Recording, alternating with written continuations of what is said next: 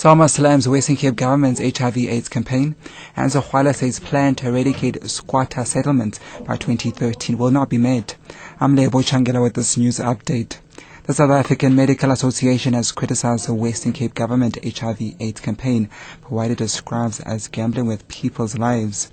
Dr. Popi Ramatuba, head of Public Sector Committee at SAMA, says the Get Tested and Win campaign undermines the poor and reduces the seriousness of HIV to a mere competition. Last week, Western Cape Premier Helen Zille announced that her government is offering a 50,000 rand incentive to one lucky winner who will be tested in the 2 weeks starting today. Dr. Ramatuba calls this an inappropriate and medically unethical campaign. We're demanding that they must stop the incentivized part of it. We're saying to the Premier of Western Cape, inform the citizens of Western Cape to test and let them test for their own good. They should not test for any monetary value. You can't put money on the lives of people. What we are also saying is that this campaign is unsustainable. After somebody should have won the prize, next time when we say we want you to test, they will ask us, what will I win? What prize am I going to win? Now we're setting a very bad precedent here. Human Settlements Minister Tokyo Zohwala says government's plan to eradicate all squatter settlements by 2013 will not be made.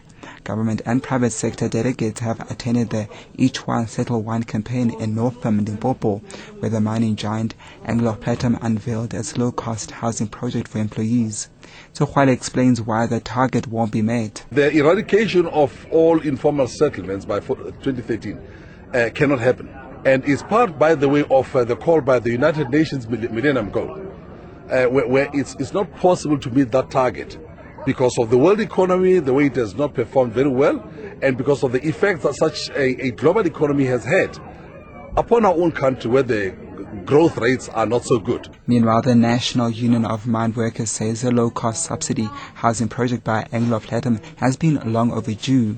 Some of the mine workers in Northam had this to say. They are talking of 20,000 houses, but our total workforce in a group is 45,000. What about the remaining 25,000?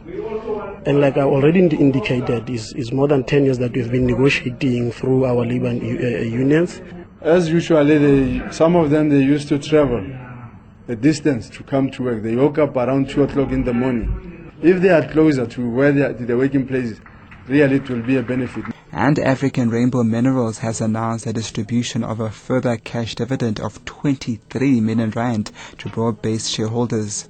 Over the past 5 years, ARM has distributed more than 74 million rand to community, church, trade union, women and youth upliftment projects throughout South Africa through its broad-based Black Economic Empowerment Trust.